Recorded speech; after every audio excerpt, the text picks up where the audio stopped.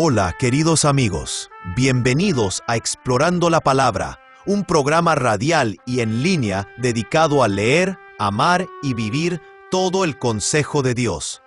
Si el Señor lo permite, nuestra intención es avanzar verso por verso, capítulo por capítulo, a través de toda la Biblia. Acompañándonos para continuar este recorrido, está nuestro maestro de la Biblia aquí en Explorando la Palabra, el pastor Paul Carter.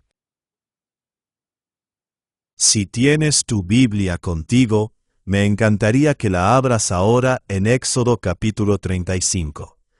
El capítulo comienza de una manera muy interesante.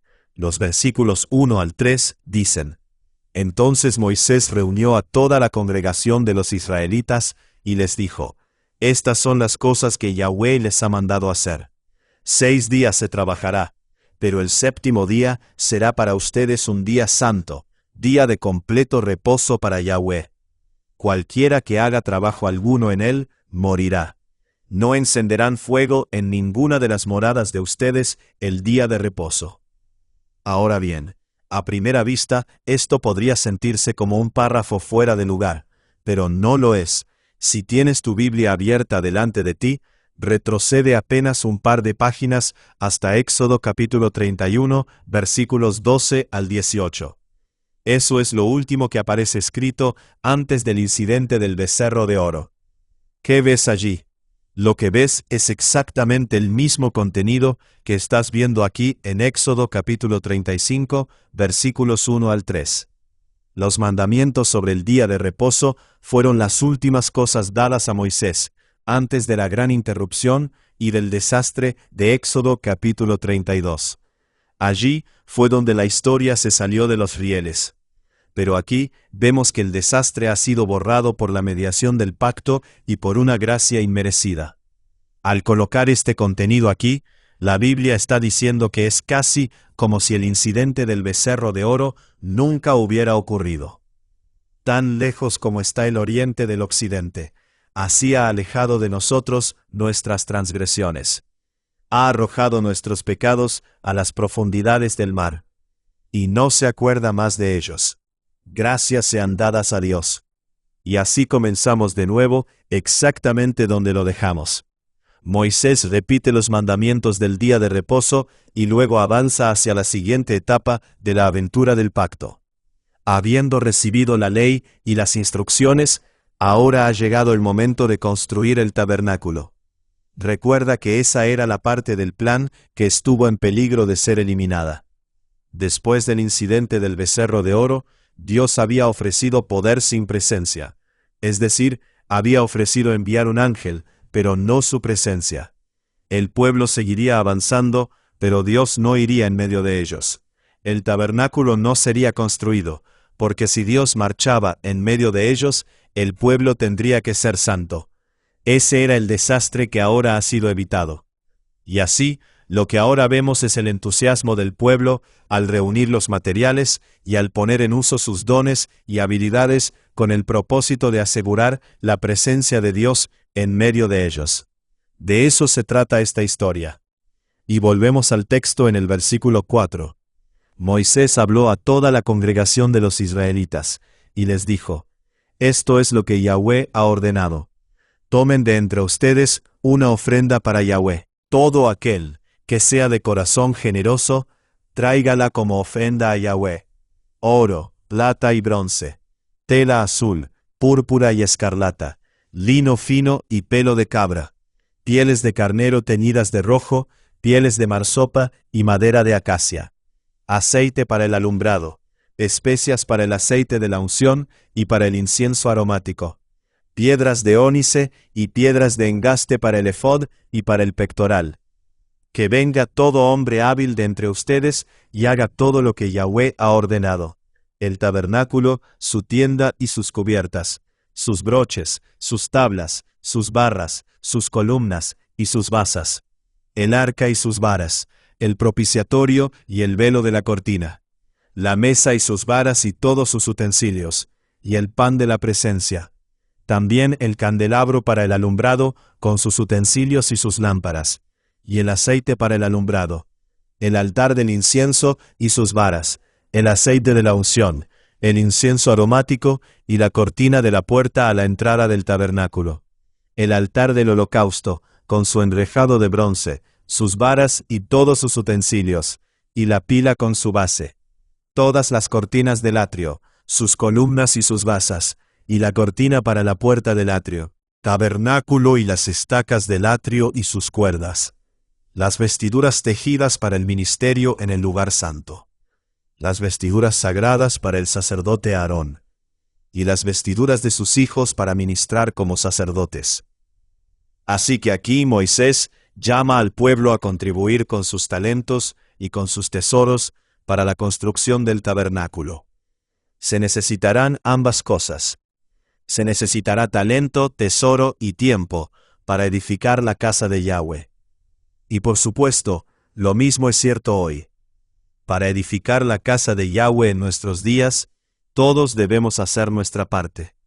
El apóstol Pablo, en 1 Corintios capítulo 12, versículo 7, dice: «A cada uno le es dada la manifestación del Espíritu para el bien común». Así que todos tenemos dones, espirituales y materiales, que nos fueron dados por Dios para el bien común. Y la casa de Dios solo será edificada, y la obra de Dios solo avanzará, en la medida en que ofrezcamos esos dones generosa y voluntariamente, como una respuesta de fe a la gracia de nuestra redención. Y vemos la respuesta del pueblo aquí en el versículo 20. Entonces toda la congregación de los israelitas salió de la presencia de Moisés. Y todo aquel a quien impulsó su corazón, y todo aquel a quien movió su espíritu, vino y trajo la ofrenda de Yahweh, para la obra de la tienda de reunión, para todo su servicio y para las vestiduras santas. Todos aquellos de corazón generoso, tanto hombres como mujeres, vinieron y trajeron broches, pendientes, anillos y brazaletes, toda clase de objetos de oro. Cada cual, pues, presentó una ofrenda de oro a Yahweh. Todo aquel que tenía tela azul, púrpura, escarlata y lino fino, pelo de cabra, pieles de carnero teñidas de rojo y pieles de marsopa, los trajo.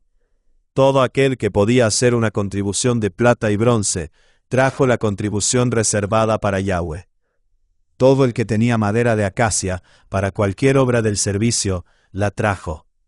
Todas las mujeres hábiles hilaron con sus manos, y trajeron lo que habían hilado, de tela azul, púrpura, escarlata y lino fino.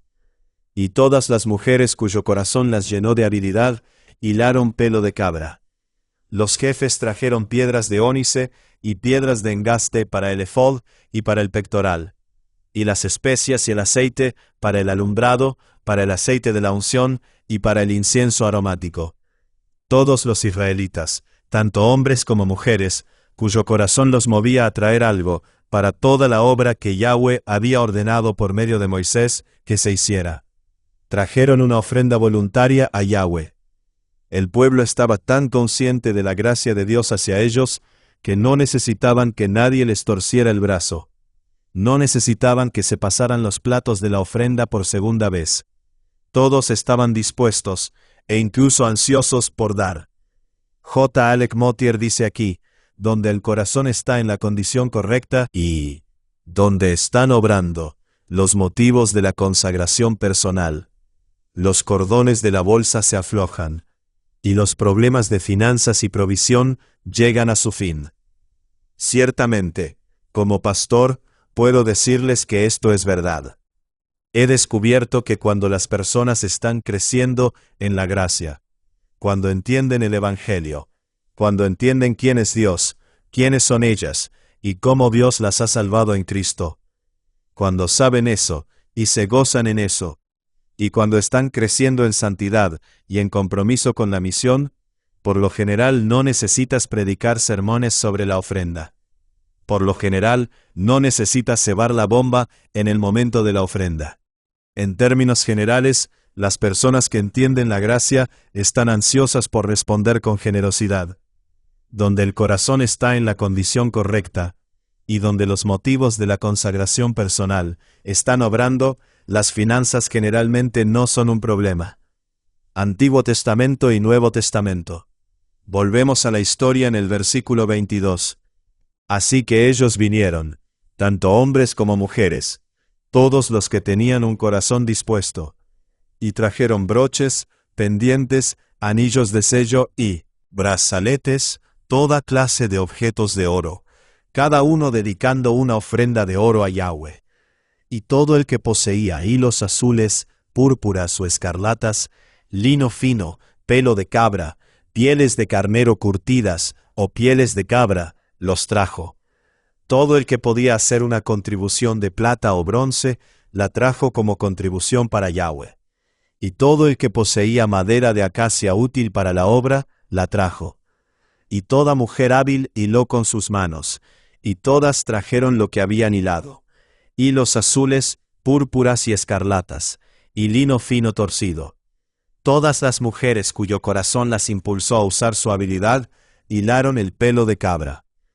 Y los líderes trajeron piedras de ónice, y piedras de engaste para el efod y para el pectoral, y especias y aceite para la luz, para el aceite de la unción, y para el incienso aromático. Todos los hombres y mujeres, el pueblo de Israel, cuyo corazón los movía a traer algo para la obra que Yahweh había mandado por medio de Moisés que se hiciera, lo trajeron como una ofrenda voluntaria a Yahweh. El énfasis aquí está obviamente en la universalidad de este proyecto. R. Alan Cole es útil aquí. Dice: todos tienen una parte en la construcción del santuario para Yahweh, y sin que cada uno desempeñe su parte particular, no puede ser completado. Aquí, una vez más, hay un mensaje para nosotros hoy. Creo que eso es exactamente correcto. Todos tienen una parte, tanto hombres como mujeres. Los hombres estaban trayendo sus tesoros. Las mujeres estaban usando sus talentos. Todos los hombres y mujeres, todo el pueblo de Dios, todos aquellos cuyo corazón los movía a participar en la obra de Yahweh. Esa es una imagen de una iglesia muy saludable. Los observadores de la iglesia hoy a menudo hablan de cómo la participación es la verdadera medida de la salud de una iglesia, incluso por encima de la asistencia. En una iglesia saludable, un alto porcentaje de las personas está participando.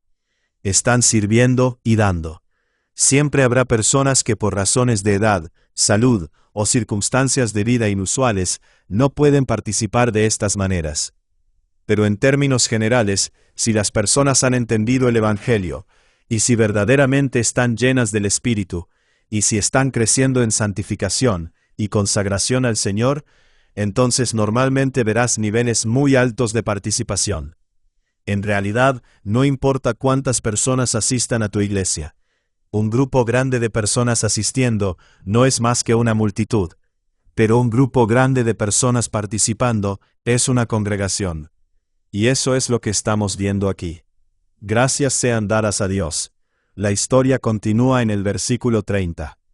Entonces Moisés dijo a los israelitas: miren, Yahweh ha llamado por nombre a Bezalel, hijo de Uri, hijo de Ur, de la tribu de Judá, y lo ha llenado del Espíritu de Dios en sabiduría, en inteligencia, en conocimiento y en toda clase de arte, para elaborar diseños, para trabajar en oro, en plata y en bronce, y en el labrado de piedras para engaste, y en el tallado de madera, y para trabajar en toda clase de obra ingeniosa. También le ha puesto en su corazón el don de enseñar, tanto a él como a Joliab, hijo de Ahisamac, de la tribu de Dan. Los ha llenado de habilidad para hacer toda clase de obra de grabador, de diseñador y de bordador en tela azul, en púrpura y en escarlata, y en lino fino, y de tejedor, capacitados para toda obra y creadores de diseños. Así que aquí vemos que Dios ha dotado y designado a líderes específicos para supervisar la construcción del tabernáculo. Ellos tomarán la delantera, usarán sus dones y enseñarán y capacitarán a otros para usar sus dones de una manera coordinada. Así que, aunque estamos en lo correcto al notar el tema de la universalidad, eso, por supuesto, no implica que este fuera un proceso completamente democrático.